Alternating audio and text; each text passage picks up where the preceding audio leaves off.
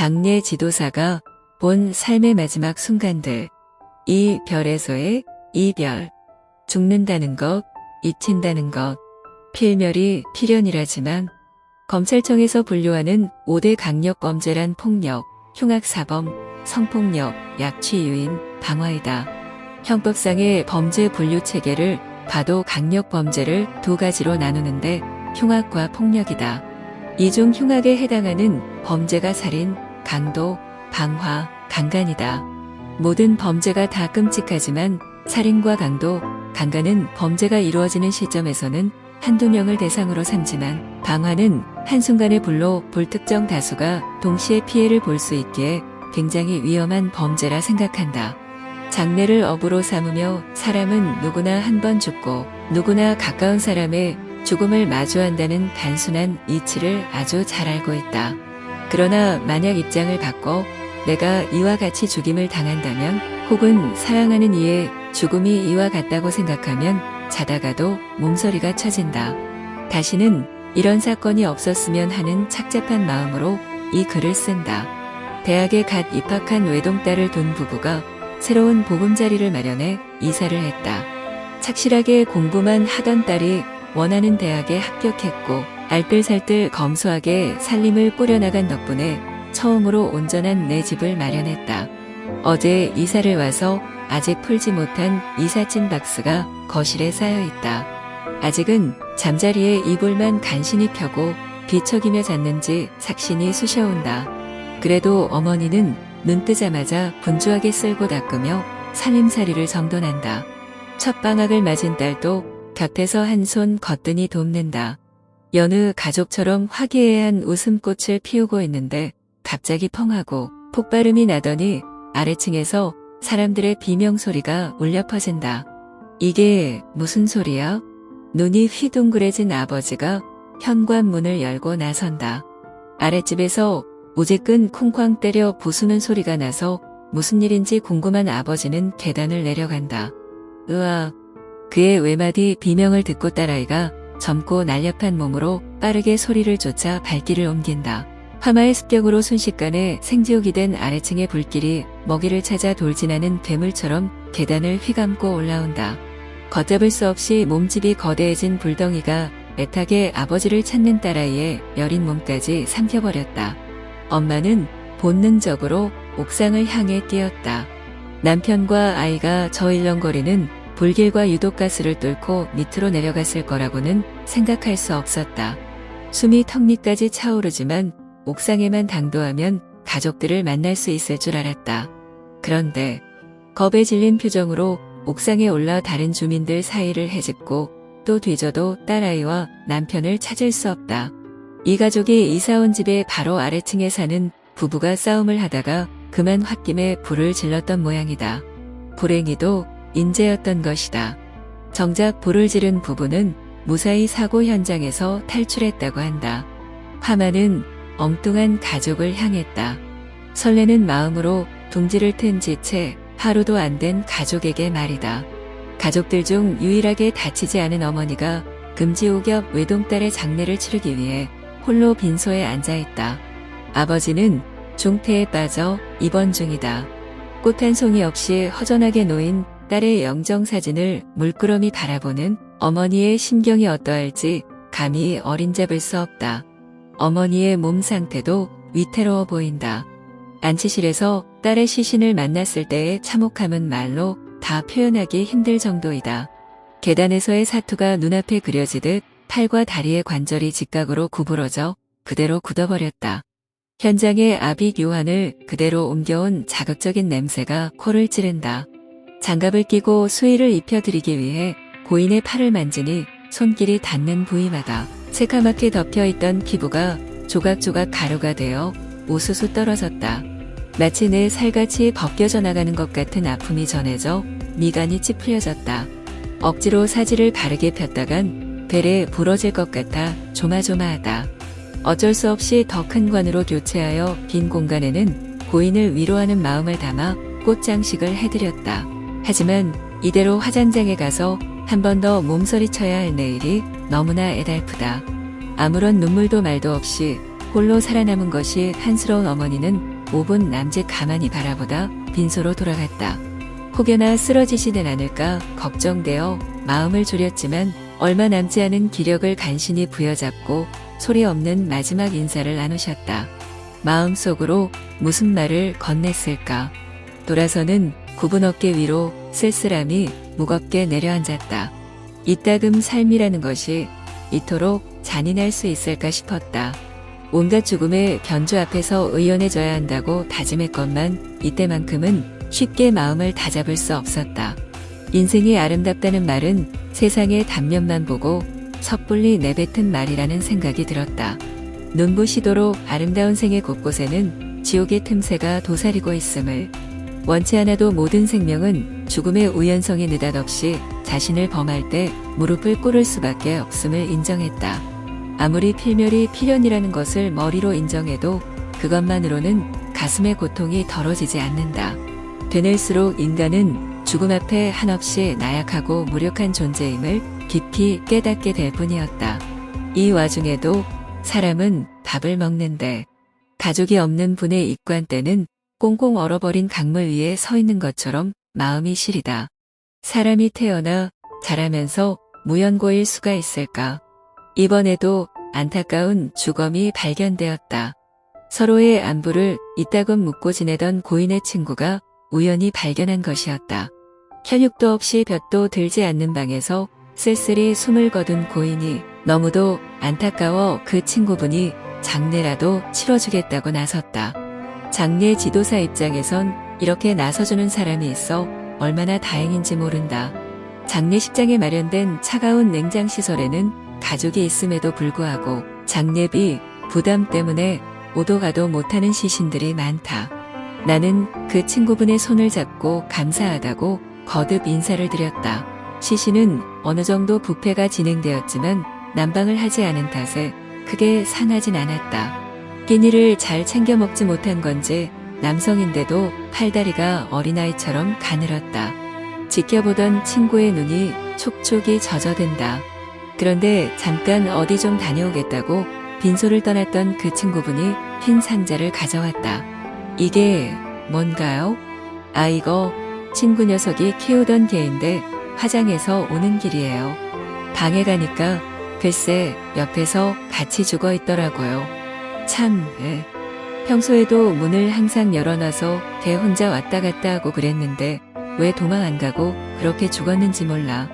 먹을 것도 없었을 텐데. 자그마한 종이 상자 안에는 개의 사체를 태운 재가 들어있었다. 친자식보다도 가까웠던 사이라 고인을 화장하면 유골함에 함께 넣어 섞어줄 것이라고 친구분이 말했다. 살아서도 함께, 죽어서도 함께 하는 것이다. 그 개는 주인의 숨이 끊어진 것을 알아차렸을 텐데, 그럼 밖에 나가 밥을 얻어먹든지 새 주인을 찾기 힘들면 다른 개들하고 어울려 떠돌이가 되는 한이 있어도 목숨은 부지할 수 있었을 텐데, 말은 못하지만 그들도 기억하고 슬퍼하고 사랑한다. 혈육이 세상을 떠서 장례를 치르는 중에도 사람은 밥을 먹는데 개는 먹지 않는다. 그것을 떠올리니 내 자신이 부끄러워졌다. 나는 사랑하는 이가 세상을 떠났을 때 식음을 전폐하고 그 곁에서 함께 잠들 수 있을까? 친구는 홀로 자리를 지킨다. 축 처진 어깨가 호젓하여 나도 말없이 그 옆에 앉았다. 몸에 한 차례 격한 불꽃이 일고 마침내 모두 식을 때까지 우리는 아무 말도 꺼낼 수 없었다. 내려앉을 곳 없이 그는 한 줌의 재로 허무하게 돌아갔다. 그들의 몸이 함께 담긴 유골함을 품에 안고 다음 생에서는 정말 가족의 연으로 다시 태어나 행복하게 살기를 소망했다. 더는 슬프지 않은 세상에서 사이좋은 온우이로 다시 태어나 푸른 들판 위에서 원 없이 뛰어놀기를 간절히 기도했다. 결국은 사람이고 사랑이다. 불편한 동거.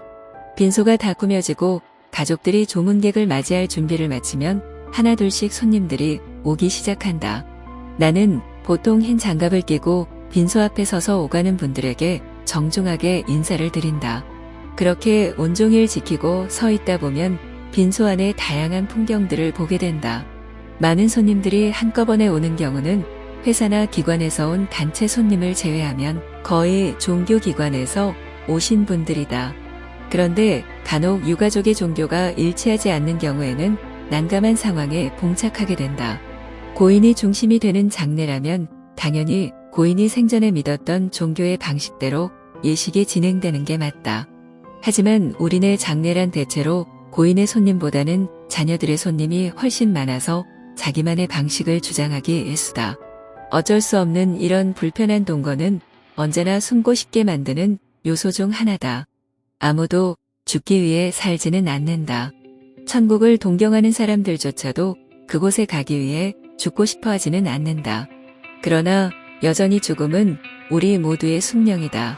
내가 아는 누군가의 영정 앞에서 그를 위해 기도와 노래를 바치면서 한편으로는 언젠가 나에게 닥쳐올 죽음을 위로한다. 이런 경험이야말로 죽음의 의미를 되새겨볼 수 있는 절호의 기회가 아닐 수 없다. 그런데도 우리는 오히려 그 충격에서 벗어나기 위해 애를 쓴다. 아침에 장의차를 보면 재수가 좋다고 하는 말도 결국 언짢은 마음을 물리쳐보려는 술책이 아닐는지. 불멸에 대한 믿음은 상실을 부정하고 싶은 인간의 마음 상태를 드러내는 것이 아닐까. 누구나 언젠가는 죽을 수밖에 없는 존재임을 인정하지만 때로 장막에 가려진 죽음은 이러저러한 방식으로 삶을 연장하는 도구가 된다. 약속된 미지의 세계에서의 훌륭하고 영원한 생이 과연 지상에서의 삶과 죽음의 고통도 불사하게 하는 것일까? 나는 답을 알 수 없다. 떠나간 이의 명복을 다들 저마다의 방식으로 빌고 남은 이들의 평안을 바란다. 메멘토 모리. 침묵 속에서의 기도와 노동을 삶의 지침으로 삼아온 엄률시토 수도회에서 허락한 단 하나의 말, 죽음을 기억하자는 것이다. 나는 다양한 기도 소리를 엿들으며 어느덧 조각난 죽음의 의뢰들과 친숙해졌다. 당신은 외롭지 않아요? 우리의 전통사회에서 죽은 이가 유교식 제사를 받으려면 결혼을 해서 자식을 봐야 했다. 자식이 있어야 제사를 받을 수 있으며 비로소 조상이 될 수 있다. 반면에 유교 제사의 대상에 포함되지 않는 무자기신의 경우, 특히 결혼하지 않은 이에게는 장례와 제사를 지내지 않는 것이 관례였다. 요즘에는 독신 가정이나 이혼, 무자녀 부부들이 늘어나면서 전통 예법에 적용될 수 없는 경우도 점차 많아지고 있다. 교사로 일하던 어느 40대 여성이 암투병을 하다 숨졌다. 결혼을 하지 않아 그녀의 부모님이 장례를 주관했다. 가장 작은 빈소에 짐을 풀고 소박한 제단을 꾸몄다. 입관식에는 가족과 동료 교사들이 참석하여 고인의 명복을 빌었다. 입관 후에는 성복제라는 고인의 첫 제사를 올린다. 보통은 자녀들이 술을 한 잔씩 올리며 절을 하지만 미혼인 경우에는 전통 예법을 적용할 수 없다. 그래도 상을 차렸는데 왠지 술이 빠지면 안 될 것 같아 머뭇거리던 고인의 아버지가 술잔을 손에 쥐자 옆에 있던 분이 막아섰다. 어허, 윗사람은 아랫사람에게 술을 올릴 수 없어요. 당황한 아버지는 빈 술잔을 다시 제단 위에 놓고 물러섰다. 시선을 떨어뜨리고 못내 아쉬워하는 구분등이 쓸쓸해 보였다. 그저 먼 길 떠날 딸 자식에게 술 한 잔 따라주고 싶었을 뿐인데 얼마 지나지 않아 사무실에 전화 한 통이 걸려왔다. 누군가 돌아가시어 장례 접수를 하는 건가 싶었는데 뜻밖의 사연이었다. 제가 시한부 선고를 받은 상태라 이제 장례식 준비를 하려고요. 저는 혼자 살고 있고요. 부모님 외에 다른 가족은 없어요. 그런데 평범한 장례보다는 제가 미리 생각해둔 장례로 하고 싶은데 혹시 가능할까 해서 먼저 물어보는 겁니다. 아, 그럼 저희가 어떤 부분을 도와드리면 될까요? 일단 사람들이 제가 일찍 죽었다고 슬퍼하지 말았으면 좋겠어요. 저는 남들보다 조금 일찍 천국에 부름을 받은 것뿐이니까요. 그리고 저는 흔한 수의보다는 드레스를 입고 싶어요. 또 조문을 온 사람들에게 인사를 전하고 싶은데 제가 직접 할 수는 없잖아요. 그래서 영상을 만들어서 틀어놓고 싶어요. 저의 지금 모습 그대로 마지막 인사를 하는 모습을 찍어서 사람들에게 보여주고 싶어요. 가능할까요? 그녀의 요청을 적은 메모지를 들고 가서 팀장에게 보고를 하자 그 자리에 있던 모든 직원들의 눈이 휘둥그레졌다. 잠시 고민을 하던 팀장은 그래, 한번 해보지 뭐라고 응했다. 솔직히 기대는 하지 않았다. 일반적인 장례보다 비용이 더 들어가는 것은 둘째치고 신경을 2배 이상 써야 할 것이기 때문이었다. 우리는 먼저 그녀를 만나 구체적인 사항을 의논하기로 했다. 그녀가 입고 싶다던 드레스는 만화 주인공의 옷이었다. 그런데 입관이 문제였다. 누워있는 사람에게 옷을 입히자면 품이 작은 기성복은 아무래도 적합하지 않다. 그래서 행사의상 전문 업체에 문의하여 사진 속의 드레스를 그대로 구현하되 뒤쪽엔 지퍼 대신 리본으로 묶을 수 있게끔 특수 제작을 해달라고 부탁했다. 그리고 영상 제작업체와 손잡고 추모 영상을 만들어 보기로 했다. 그녀의 소원이 차근차근 이루어지고 있었다. 몇 달 후 그녀의 임종 소식을 들었다. 연한 미소를 띤 채 드레스를 입은 그녀는 생전의 바람대로 예쁜 공주님이 되었다. 다채로운 꽃이 가득 장식된 관에 모시니 당장이라도 동화 속 세상으로 여행을 떠날 것만 같았다. 빈소에 가보니 나긋나긋한 그녀의 목소리가 잔잔하게 울려 퍼졌다. 저의 장례식에 와주셔서 감사해요. 저는 지금 천국에 와 있어요. 그러니 저를 걱정하진 마세요. 친구들아, 너희들이 있어서 웃을 수 있었고 행복해질 수 있었어. 그리고 엄마, 아빠 모두 감사해요. 여러분들의 사랑 덕분에 저는 정말 행복한 삶을 살았어요. 슬프다는 생각은 하지 마세요. 저를 위해 울기보다는 그냥 잠깐이라도 기도해 주시면 그걸로 돼요. 다음에 다시 만날 때까지 모두 건강하시고 행복하세요. 마치 그녀가 한 사람 한 사람의 옆에 앉아 따사로이 손을 잡고 이별의 인사를 나누는 것 같았다. 빈소 안에는 자녀들의 승진 얘기나 친척이 땅을 산 얘기가 아니라 고인에 관한 이야기로 가득했다. 그땐 그랬었지 하며 간간히 웃음꽃도 피웠다. 인생 최후의 3일을 이렇게 보내는 것도 참 좋겠다 싶었다. 가슴을 쥐어뜯으며 비통해하지 않고도 잠시나마 자신과의 추억을 떠올릴 수 있으면 그것으로 족하다는 그녀의 마음은 잔잔한 바람이 되어 함께해준 모든 이에게 전해졌다. 단잠에 든 그녀의 평온한 미소처럼 창밖의 햇살이 고요하게 눈부시다. 나는 경치 좋은 데가 좋더라. 모든 장례가 다 슬프기 마련이지만 특히 상주가 내 또래일 때는 남의 일 같지가 않다. 내 부모님은 아직 젊으신 편이지만 평소 건강관리에 소홀하셔서 안타깝던 참이다.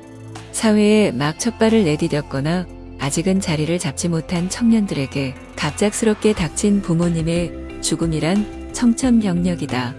나중에 돈 많이 벌면 효도하겠다고 마음만 먹었지 아직 해드린 것은 없는데 왜 부모님은 늘 한없이 베풀기만 하시고 받지는 못하시는지. 자식의 입장에서 부모의 심정을 헤아리기란 참으로 어렵다. 고객을 만나 상담을 하기 전 서류에 적힌 상주의 나이를 보니 나와 동갑이다. 장례가 어떻게 진행되고 이제부터 뭘 하면 된다고 거듭 설명해도 넋이 나간 아들의 귀에는 들리지 않는다. 뒤늦게 도착한 친척들은 내가 하나뿐인 아들이니 의젓하게 잘해야 한다며 훈수만 두었다. 가뜩이나 무거운 어깨의 돌만 더 얹어준 셈이다. 입관실에 들어가 아직 건장한 아버지의 몸을 뵙는 순간부터 아들은 비명에 가까운 통곡을 쏟아냈다. 그 비명은 마치 왜 이리 야속하게 빨리 가셨나요? 남은 저는 이제 어떻게 살아가라고요 하고 외치는 것 같았다. 아직 부모와의 이별을 받아들이기엔 너무 이르다.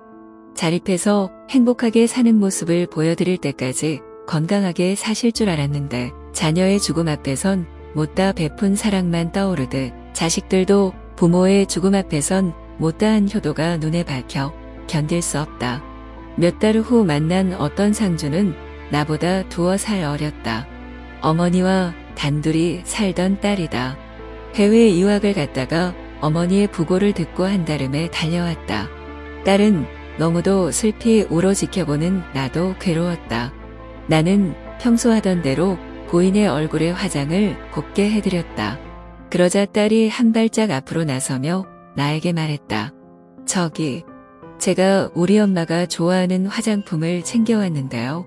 직접 발라드려도 될까요? 네, 그럼요. 이쪽으로 오세요. 그녀는 온몸으로 흐느끼며 미리 준비한 립스틱을 고인의 입술에 발라드렸다. 손이 너무도 떨려서 연신 수정을 해가며 발라야 했다. 분홍색 볼터치도 해드리려고 꺼냈는데 딸의 눈물이 어머니의 볼을 적셔서 꼭 어머니가 우시는 것처럼 보였다. 그녀처럼 외동딸인 나도 가슴이 먹먹해졌다. 만약 나라면 어땠을까? 장지를 아직 정하지 못한 그녀에게 사정을 묻자 이제는 어머니와 한시라도 떨어져 있기 싫다며 화장해서 보석으로 만들어 집에 모셔놓겠다고 했다. 꿈을 이루려고 외국에 나가 있는 동안 어머니는 행여딸이 자신을 걱정하여 학업을 그만둘까봐 병세를 숨겼다. 그런 별거가 못내 마음에 걸렸던 모양이다. 한 줌의 채로 돌아간 어머니, 유골이 함에 담기자 딸은 두 팔로 소중히 감쌌다. 누구나 사람의 목숨이 유한하다는 걸 알지만 또한 누구나 자신을 그 범주에서 빼놓고 생각한다. 나 역시 그렇다. 수많은 부모님을 내 손으로 모셨지만 막상 내 부모님의 죽음을 떠올리니 그냥 생각하는 것 자체만으로도 버겁다. 그런 날이 영영 안 오면 좋겠다. 한참을 고민하다가 엄마에게 사랑해 3글자를 문자로 보냈다. 몇 시간 뒤 근심 어린 표정으로 다가온 엄마가 휴대폰을 보여주며 물었다. 예, 내 번호로 여기 이상한 문자가 왔어. 설마 이걸 내가 보냈을 리는 없잖니? 혹시 이걸 누르면 나쁜 바이러스가 퍼질까봐 만지지도 못하고 왔어. 이게 뭐라니? 평소 얼마나 표현을 안 하고 살았으면 사랑한다는 말을 온전히 받아들이지도 못하게 됐을까. 그간의 불효를 마음 깊이 반성했다. 피할 수 없는 가족과의 영원한 이별이 그저 다 공부라고 큰 공부일 뿐이라고 말할 수 있으면 얼마나 좋을까. 태어나는 것은 스스로 알지 못하고 산다는 것의 소중함은 망각하기 쉽고 죽을 때에는 고통 속에 떠난다. 바로 지금 살아있는 이 순간의 손이라도 한 번 더 잡고 한 번 더 안아보고 말해야 한다. 고맙다고, 사랑한다고, 당신의 자녀로 태어나서 자란 건 행운이었다고. 삶과 죽음은 다르지 않다. 경기도의 한 산골에 위치한 요양병원에 도착하니 사방이 산으로 둘러싸여 있고 앞에는 들판과 호수가 펼쳐져 있어 그야말로 장관이었다. 공기도 워낙 맑아서 도착하자마자 몸이 정화되는 느낌이 들었다. 입구에 들어서니 담당자분이 반갑게 맞아주셨다. 동행하며 시설을 소개해 주셨는데 1층에는 작은 병원이 있어 언제라도 몸이 아프면 즉시 방문할 수 있었고 종교 및 취미 생활을 위한 시설도 다양하게 갖춰져 있었다. 그리고 지하에는 장례식을 할 수 있는 공간이 마련되어 있었고 건물 밖 5분 거리에는 화장한 유골을 모실 수 있는 봉안당이 있었다. 이미 친숙한 생활 공간 속에 죽음과 관련된 시설들이 함께하고 있다니. 그렇다면 이곳에 사는 분들은 죽음에 대해 어떻게 받아들이고 있을까? 혹시나 거부감을 갖고 계시진 않을까 걱정했다. 그러나 복도에서 마주치며 인사를 나누었던 모든 분들은 마치 내가 꿈을 꾸고 있는 건가 싶을 정도로 환한 표정을 짓고 있었다. 심지어 상조 상품을 소개하는 중에도 싫은 내색 하나 없이 시종일관 밝은 얼굴을 하고 계셨다. 무엇이 이들을 행복하게 하는 것일까? 미리 준비하면 좋지. 암만 나는 우리 아들이 잘 알아서 해주겠지만 말이야. 여기 있으면 친구들도 많고 같이 춤도 추고 노래도 하고 얼마나 좋은데. 내일은 우리 며느리가 날 보러 온다고 했어. 자식들도 가끔씩 봐야 더 반갑다고. 호호호. 나이가 비슷한 분들끼리 모여 공감대도 형성할 수 있고 함께 취미 활동도 하면서 외로움에서 벗어나고 또 가족과 멀어지는 듯한 소외감에서도 벗어날 수 있다. 점심을 먹으러 식당에 가시 호텔 뷔페가 부럽지 않을 정도로 맛깔스럽게 차려진 음식들에 군침이 고였다. 식사를 하면서도 테이블 곳곳에선 웃음꽃이 피었다. 흔히 노후를 떠올리면 늙으면 얼른 죽어야지. 더 살아서 뭐해와 같은 체념 섞인 독백이 생각나곤 했는데 이제는 그런 편견에서 벗어나 행복한 표정으로 복된 죽음을 맞이할 수도 있겠다는 희망이 생겼다. 삶과 죽음은 다르지 않다. 둘 중 하나를 떼어놓을 수도 없다. 생을 풍요롭게 채워가자면 죽음을 회피하고 삶을 욕망하기만 하는 것으론 부족하다. 도심에 장례식장 하나가 들어서려면 오랜 기간 인근 주민들의 거센 민원을 견뎌내야 한다. 수많은 이웃들 중 누군가는 반드시 죽고 그 가족들에겐 꼭 필요한 공간임에도 혐오시설로 치부된다. 나는 그 마을에서 죽음을 자연스레 받아들이고 그로 인해 더욱 행복해진 노인들을 보았다. 죽음 사이에 일상이 끼어드는 게 아니라 일상 속에 죽음이 당연한 듯 머무는 삶. 삶과 죽음을 구분 짓지 않고 하나의 연장선으로 인식하는 것이다. 죽음을 진정 애도함과 동시에 그것을 수용하고 상실과 변화를 이해할 때 비로소 행복한 삶과 행복한 죽음이 완성될 수 있지 않을까.